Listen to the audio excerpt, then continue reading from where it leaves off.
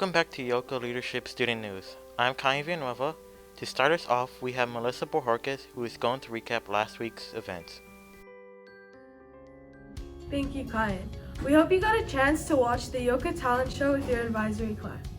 It takes a Jedi Master to be able to find those portals here at YOKA.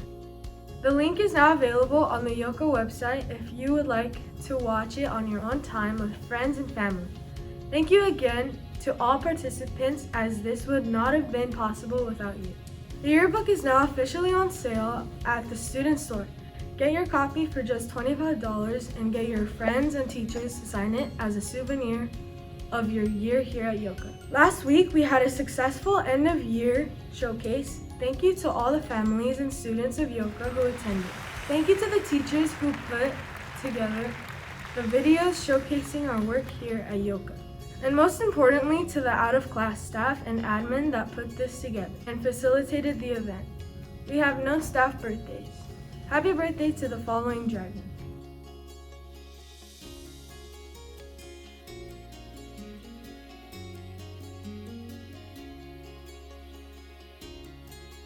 Happy birthday to all of you on behalf of student leadership. We hope you enjoy your special day. Back to you, Kyan. Thank you, Melissa. I would like to give props to Team Psy for making the talent show.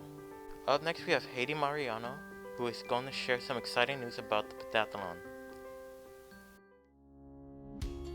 Thank you, Kyan. Here is some jaw-dropping news. Last news we had, our 6th grade pentathlon, was that they won 2nd place in the district competition. But guess what? Our YOKA Dragons went and competed at a national level. That is, they competed against other schools in the country. Since they were the only 6th grade team in the competition, they were bumped into 7th grade division. But that was no problem for our mighty Dragons. They still placed 6th in our division. Congratulations to our 6th grade pentathlon breaking barriers to our school and representing us. Special shout out to Rosie Lopez for scoring 2nd place in 7th grade science. She is ready for you, Mr. Sheeta and Mr. Laird. Here's this week's Our Hall of Fame.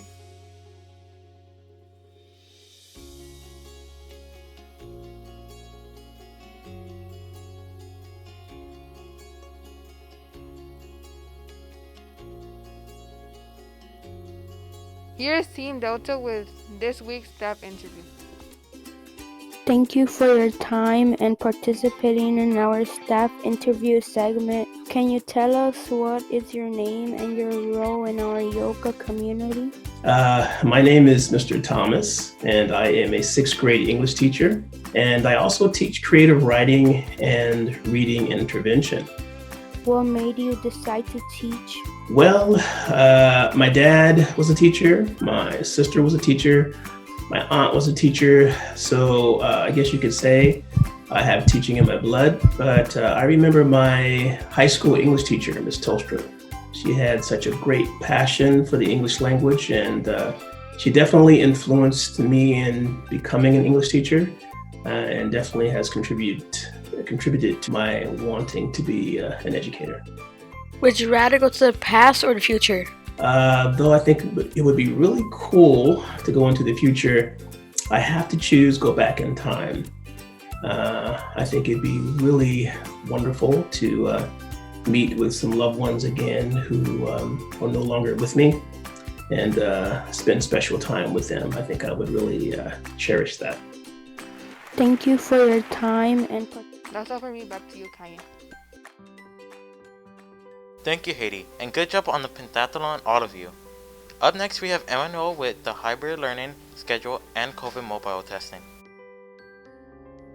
Thank you, Kyan. Hybrid learning schedule is Tuesday Advisory D for Dragons, Wednesday Advisory G for Good, Thursday's Advisory D for Dragon, and Friday Advisory G for Good. COVID test at our convenient testing site at YOKA will continue. Wednesdays from lunchtime to 3:30. Thursdays from 9 a.m. to 11:15 a.m. YOKA will be hosting a Pfizer vaccination clinic for our students in the gym, students only. The first dose will be on June 8th from 11 a.m. to 7 p.m. The second dose will be on June 29th. Taco truck with free tacos will be waiting for you at the end of the line for all students who complete their vaccination. LAUSD has committed to a $5,000 reward if we get 30% of students to get vaccinated. YOKA Summer School will begin on June 22nd and end on July 23rd, in person or on Zoom option. The big week is here. 8th grade culmination will be within a week. Congratulations to all the 8th graders. Remember that Thursday, June 10th is the boys' ceremony, and Friday, June 11th is the girls' ceremony. 8th graders will be practicing culmination procedures on Wednesday, June 9th. That's all for me. Back to you, Kyan. Thank you, Amuel. Shout out to the Culmination Planning Committee for their hard work for this special day. For YOKA 8th graders, that is Miss Wester, Mr. Morrison, Mr. Rivera, Mr. Chastain, and Miss Zapata. They planned not one, but 2 ceremonies. We hope you enjoyed this week's student news. We will see you for our last episode of the year next week. Hello there, Yoka Dragons. This is Mr. Gutierrez speaking. So this week we are going to do part 3 of our Getting into College/University. These past 2 weeks we talked about academics, involvement, and now today we are going to be talking about the elaborative writing part.